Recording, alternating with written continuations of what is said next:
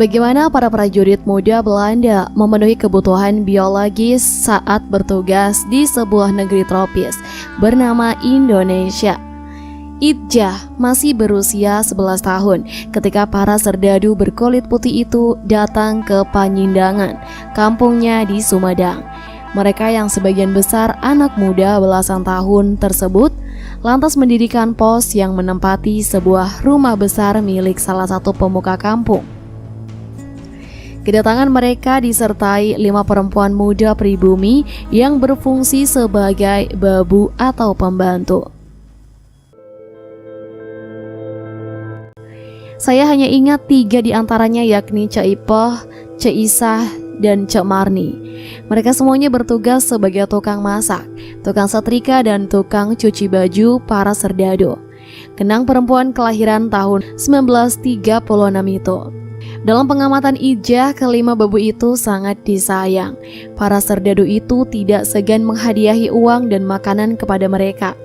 Bahkan ada di antaranya selalu terlihat mesra dengan anak-anak muda Belanda itu. Saya tidak tahu mereka bobogohan atau pacaran atau tidak. Yang jelas mereka terlihat sangat akrab dengan tentara-tentara Belanda itu. Kadang saya lihat saling pegangan tangan, ujar Idjah. Bisa jadi mereka bukan sekedar babu semata. Menurut sejarawan Belanda Stefs Cagliola dan penulis Annie Wright Witzmin, pada tahun 1946 sampai 1948, banyak perempuan pribumi yang berprofesi sebagai babu di pos-pos militer Belanda juga berlaku sebagai kekasih atau bahkan istri bagi para serdadu. Ribuan anak lahir dari hubungan dengan perempuan-perempuan pribumi. Tulis Wisman dan Stefs Cagliola dalam Liefde in Tijden van Oorlog atau Cinta di Zaman Perang. Sahabat berbagi kisah yang dirahmati Allah, di video kali ini kita akan membahas tentang seks serdadu Belanda.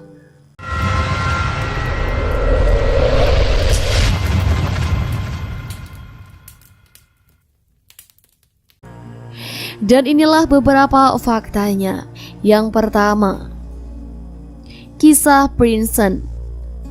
Sebagai ex-serdadu Belanda yang dikirim ke Indonesia, J.C. Prince tak menafikan kebutuhan biologis di kalangan prajurit-prajurit muda selama bertugas di negeri tropis itu begitu tinggi. Ada kalanya ketika sedang tidak bertugas, mereka keluyuran sampai ke pelosok dan ganggang hanya untuk mencari perempuan. Sebuah kebiasaan yang sebenarnya sangat dilarang oleh kesatuan mereka. Kami melakukannya dengan cara masing-masing. Ada yang sedikit memaksa, suka sama suka, atau pergi ke para pelacur, ujar lelaki kelahiran Den Haag pada tahun 1920 itu. Prinsen masih ingat ketika bertugas di Bogor, dirinya pernah memacari seorang perempuan setempat, namanya Asmuna, yang tinggalnya persis di belakang pasar dekat Kebun Raya Bogor. Suatu hari, Asmuna datang mencari Prinsen ke markasnya yang terletak di persis depan Istana Bogor, atau sekarang Hotel Salak. Alih-alih diantarkan menemui Prinsen, perempuan itu malah ditembak mati karena melawan saat dilecehkan oleh para petugas jaga. Ketika terdengar tembakan, aku langsung berlari ke depan sambil membawa stand.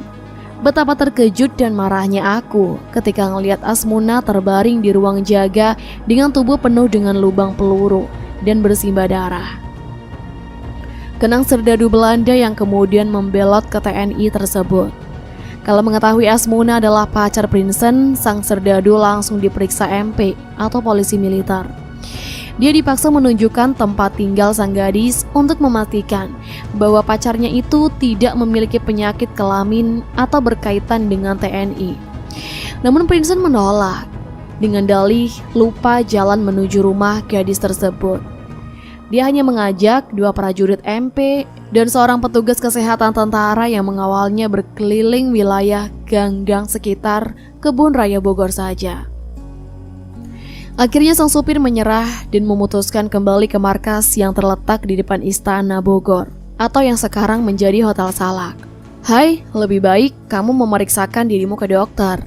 kamu kan tidak tahu perempuan itu berpenyakit sifilis atau tidak, ujar salah seseorang anggota MP tersebut. Prinsen mengungkapkan hampir sebagian kawannya memiliki hubungan istimewa dengan para perempuan pribumi.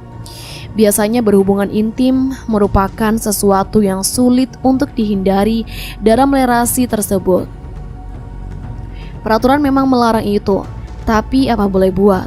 Kami hanya berkompromi dengan berlaku secepatnya, mengoleskan salep hitam ke alat vital kami. Begitu selesai bercinta. Salep itu memang bau tapi sangat berguna, ujar Prinsen. Yang kedua, pacar pribumi. Pemenuhan kebutuhan biologis dengan memacari perempuan pribumi juga diungkap oleh Gert Oostindie dalam Serdadu Belanda di Indonesia pada tahun 1945 sampai 1950. Kesaksian perang pada sisi sejarah yang salah. Oostindie menyatakan bahwa banyak serdadu Belanda yang jatuh cinta dan memacari para perempuan pribumi. Tetapi mungkin banyak juga hubungan yang lebih berlandaskan perhitungan dan egoisme. Ungkapnya, seperti kasus di Sumedang. Penelusuran Oostindie pun mengakui adanya fakta sebagian serdadu Belanda memacari para babu yang dipekerjakan di barak-barak militer, bahkan sampai hamil. Seperti diungkapkan dalam kesaksian seorang serdadu bernama Kees de Jong. Menurut De Jong, lebih sering mereka menghindar dari pertanggungjawaban daripada menikahi perempuan-perempuan pribumi itu di Bogor. Saya memiliki kawan yang berkencan dengan seorang pembantu sampai hamil lalu dia menikahinya. Saya jauh lebih menghormati laki-laki ini, ujar De Jong seperti dikutip oleh Oostindie. Kendati terdapat propaganda untuk tidak melakukan praktek seks dengan perempuan pribumi. Namun pimpinan militer Belanda menyadari bahwa hal tersebut tidak realistis. Sebuah brosur KNIL atau Tentara Kerajaan Hindia Belanda memuat pesan bahwa melakukan kunjungan ke tempat pelacuran memang tidak diperbolehkan. Namun dalam kenyataannya tidak ada pengawasan terhadap larangan tersebut. Sehingga kepada para serdadu ditegaskan agar mereka paling tidak membersihkan diri dengan seksama secara profikasis. Situasi perang yang serba susah di tanah Hindia juga berpengaruh terhadap mudahnya para serdadu mencari pasangan untuk bercinta. Dengan latar belakang kemiskinan kaum pribumi, praktik pelacuran pun tumbuh subuh bak candawan di musim hujan. Di sini, di Indonesia, banyak laki-laki yang sudah kehilangan akal terutama dalam hal seks. Di sini kami mendapatkan begitu banyak tawaran untuk bermain seks, baik dengan cara yang wajar maupun tidak wajar, tanpa perlu mencari-cari sendiri. Demikian pengakuan seorang veteran bernama Jan Vokens. Begitu banyaknya para serdadu yang terjebak dalam kehidupan seks yang tidak sehat, menjadikan seorang perawat kesehatan militer Belanda bernama Klaas Sutton menyimpulkan bahwa kondisi tersebut sebagai situasi yang memang diinginkan dan diusahakan oleh tentara musuh. Saya sangat yakin bahwa sebagian pemuda-pemuda kami di Hindia Belanda telah diracuni dengan penyakit kelamin. Kata Klaas, dugaan itu memang bukan tanpa dasar.